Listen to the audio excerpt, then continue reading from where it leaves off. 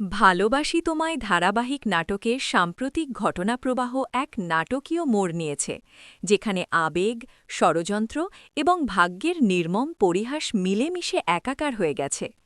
কাহিনীর মূল কেন্দ্রবিন্দুতে রয়েছে চিকি, রাম এবং রুহি, যাদের জীবন এখন এক জটিল সমীকরণের মুখোমুখি। গল্পের শুরুতেই আমরা দেখি চিকি অত্যন্ত অসহায় অবস্থায় রামের কাছে প্রার্থনা করছে। তার দুচোখে অশ্রু আর হৃদয়ে বাবার জন্য গভীর হাহাকার। চিকি রামের হাত জোড় করে কান্না ভেজা কণ্ঠে জানায় যে তার বাবা একজন অত্যন্ত সৎ এবং ভালো মানুষ, যাকে অন্যায়ভাবে একটি মিথ্যা মামলায় ফাঁসানো হয়েছে। সে রামকে অনুরোধ করে যেন সে তার বাবার হয়ে আইনি লড়াই লড়ে এবং তাকে এই বিপদ থেকে উদ্ধার করে। রাম চিকির এই করুণ আরতি শুনে কিছুটা বিচলিত হয় এবং শেষ পর্যন্ত কেসটি লড়তে রাজি হয়। রামের মুখে এই সম্মতির কথা শুনে চিকির মনে আশার আলো জ্বলে ওঠে। সে মুহূর্তের জন্য অত্যন্ত খুশি হয়ে যায়।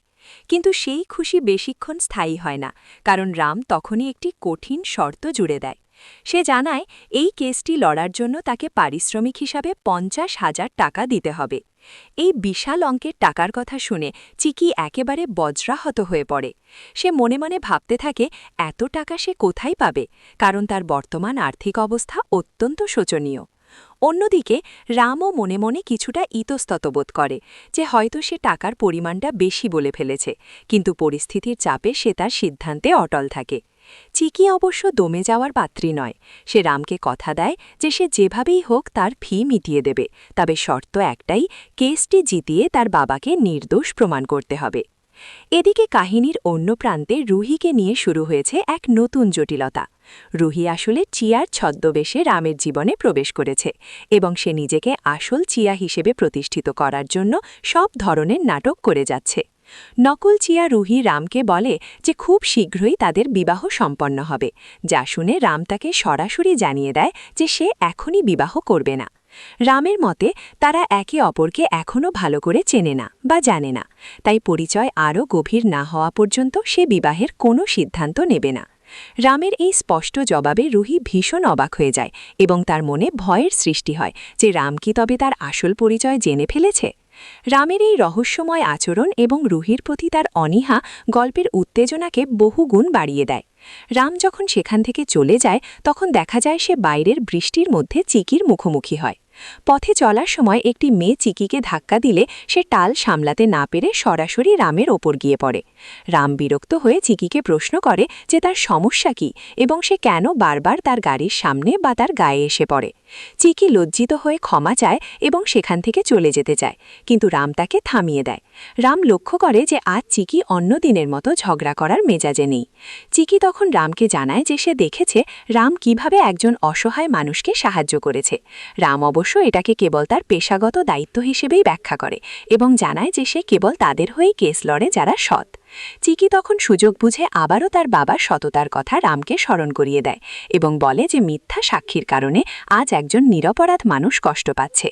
চিকির আবেগঘন কথাগুলো রামের মনে রেখাপাত করে এবং সে শেষ পর্যন্ত বাবার হয়ে লড়াই করার প্রতিশ্রুতি দেয়, যদিও বিনিময়ে সে সেই ৫০,০০০ টাকা দাবি করে বসে। গল্পের পরবর্তী অংশে দেখা যায় অবস্থি পরিবারের বড়রা অর্থাৎ রামের দাদি অন্নপূর্ণা অবস্থি এবং অন্যান্য বাড়িতে প্রবেশ করেন। তারা রুহিকে চিয়া বলে সম্বোধন করতে থাকেন। রুহি তখন গেম খেলায় মগ্ন ছিল, তাই হঠাৎ করে সেই নামে সাড়া দিতে দেরি করে। যখন সে নিজেকে সামলে নেয় তখন সে দাদিকে জড়িয়ে ধরে নাটকীয় আবেগ প্রদর্শন করে এবং বলে যে সে তাদের জন্য অনেক সময় ধরে অপেক্ষা করছিল। রামের মা মাধবী রুহিকে প্রশ্ন করেন যে কেন সে ডাক শুনেও উত্তর দিল না। তখন রুহি অত্যন্ত চতুরতার সাথে উত্তর দেয় যে চিয়া নামে তাকে আগে কেউ ডাকেনি বলে সে হঠাৎ করে বুঝতে পারেনি যে তাকেই ডাকা হচ্ছে। দাদি অন্নপূর্ণা তাকে আশ্বস্ত করে বলেন যে এখন থেকে এই নামেই তাকে অভ্যস্ত হতে হবে, কারণ এটাই এখন তার পরিচয়। পরিবারের সবাই যখন রুহিকে আসল চিয়া ভেবে বরণ করে নেওয়ার স্বপ্নে বিভোর, তখন পর্দার আড়ালে থাকা সত্যটা যে কোনো সময় বিস্ফোরণ ঘটাতে পারে। ভবিষ্যৎ পর্বে দেখা যেতে পারে যে চিকি এই বিশাল অঙ্কে টাকা জোগাড় করার জন্য দিনরাত এক করে পরিশ্রম করছে। হয়তো সে কোনো মহাজনের কাছ থেকে ঋণ নেবে অথবা নিজের মূল্যবান কিছু বিক্রি করে দেবে। অন্যদিকে রাম যখন কেসের গভীরে তদন্ত করতে শুরু করবে তখন সে এমন কিছু সূত্র খুঁজে পাবে যা সরাসরি রুহি বা তার পেছনে ষড়যন্ত্রকারীদের দিকে ইঙ্গিত করবে। রাম হয়তো বুঝতে পারবে যে চিকির বাবাকে ফাঁসানোর পেছনে রুহির কোনো হাত রয়েছে। রুহি যখন দেখবে রাম সত্যের খুব কাছাকাছি চলে আসছে, তখন সে নিজেকে বাঁচাতে রামের পরিবারকে ব্যবহার করার চেষ্টা করবে। সে অন্নপূর্ণা দাদি এবং মাধবীর মনে চিকির বিরুদ্ধে বিষ ঠেলে দিতে পারে, যাতে তারা রামকে চিকির কাছ থেকে দূরে রাখে। সম্ভবত রাম এবং চিকির মধ্যে এক অদ্ভুত প্রেমের সম্পর্ক তৈরি হবে, যা ঝগড়া দিয়ে শুরু হলেও সময়ের সাথে সাথে পারস্পরিক শ্রদ্ধায় রূপ নেবে। রাম হয়তো সবার সামনে রুহির মুখোশ খুলে দেবে এবং প্রমাণ করবে যে আসল চিয়া অন্য কেউ, অথবা রুহি কেবল একজন প্রতারক। এই আইনি লড়াই কেবল চিকির বাবার মুক্তির লড়াই থাকবে না, বরং এটি হয়ে উঠবে সত্য আর মিথ্যার এক মহাযুদ্ধ।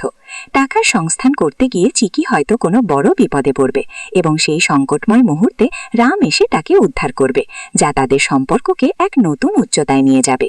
ধারাবাহিকটির আগামী পর্বগুলোতে দর্শক দেখতে পাবেন কিভাবে রাম তার বুদ্ধিমত্তা দিয়ে রুহির জাল ছিন্ন করে এবং চিকির বাবার সম্মান ফিরিয়ে আনে, আর সেই সাথে নিজেদের হৃদয়ের লুকানো অনুভূতিগুলো